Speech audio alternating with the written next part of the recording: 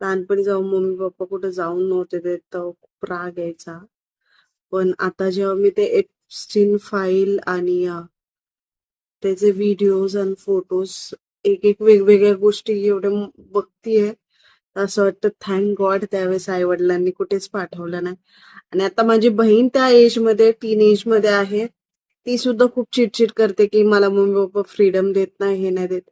तर मला फक्त हे म्हणायचं की जगात खूप वाईट लोक राहतात. म्हणजे अमेरिका जिकडे ऍक्च्युली गव्हर्नमेंट खूप ऑर्गनाइज आहे, आपण बघ आपल्याला असं वाटतं की तिथे सगळं सिस्टमॅटिक होतं, की तुम्ही फेसबुकचे सीए असो किंवा प्राईम मिनिस्टर असो, तुम्ही आन्सरेबल असता.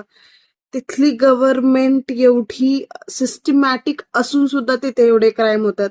तर आपण तर इंडियामध्ये राहतो जिथे ज्यांच्याकडे पैसा आहे, पॉवर आहे, ते सगळं कंट्रोल करू शकतात. तर मला फक्त एवढं म्हणायचंय की प्रत्येक मुलाला की तुम्ही जर तुमचे आई वडील कुठे पाठवत नसेल तर खरंच कुठे जाऊ नका. त्यांना फक्त तुमची काळजी आहे, ते तुमच्या सेफ्टीसाठीच बोलतात की जाऊ नका, कारण की जगात खरंच खूप वाईट लोक राहतात जे खूप, म्हणजे मी बोलू नाही शकत अशा गोष्टी करतात. So stay safe.